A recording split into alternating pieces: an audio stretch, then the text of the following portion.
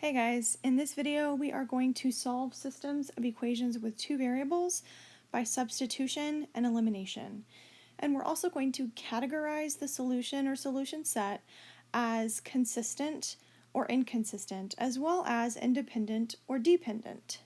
So if a system has one solution or infinitely many solutions, then it is known as a consistent system, but if it has no solution, it is known as an inconsistent system.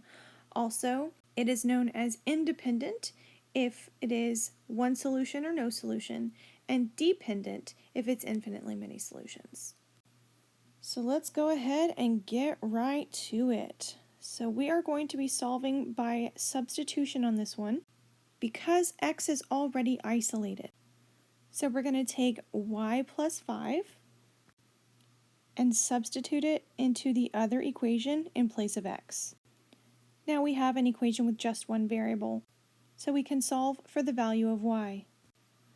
So you distribute the 2 to get 2y plus 10, combine like terms to get 3y, subtract 10 from both sides of the equation to get negative 9, and divide both sides of the equation by 3 to get y equals negative 3. Now we'll substitute that value of negative 3 back into either equation in place of y so that we can solve for the value of x. Now we'll substitute both of those values back into both of the equations to verify they're true. So we see that this system of equations has one solution, that is the point 2, negative 3, with one solution that makes this consistent and independent. For our next example, we're going to again use the substitution method because we already have a variable isolated.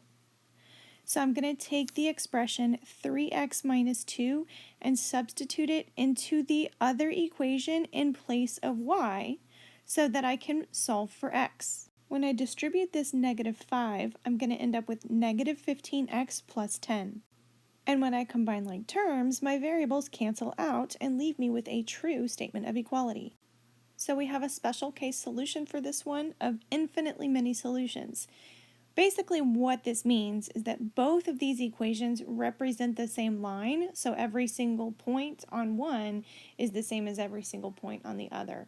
So there are infinitely many points that are the same on both lines. So we call this system consistent and dependent. Next we are going to use the elimination method.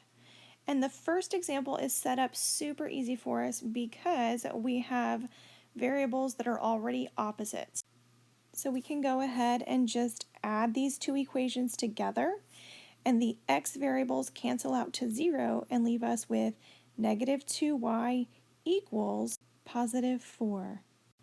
Now that we have a y value of negative 2, we can substitute that back into either one of the equations and solve for the value of x. So now we just need to substitute both the x and y values back into both of the original equations and verify that they're both true statements. And they are, so our solution is 1, negative 2, and this system is consistent and independent. Our next elimination example is a little bit more involved because we don't immediately have variables that have opposite coefficients that can cancel out by addition. So we need to manipulate one or both of the equations in order to make that happen. So I'm going to multiply the top equation by 3 and the bottom equation by negative 2 so that I have opposite x's that will cancel out when I add them together. Now it turns out that this one is actually a special case because not only did the x variables cancel out, but the y variables canceled out also, leaving us 0 equals negative 12, which is a false statement of equality. So we have no solution to this system. So this system is inconsistent and independent. Now there is something that you have to be careful of when you are using the substitution method, and that is you must substitute the expression into the other equation. You cannot substitute it back into the same equation that it came from.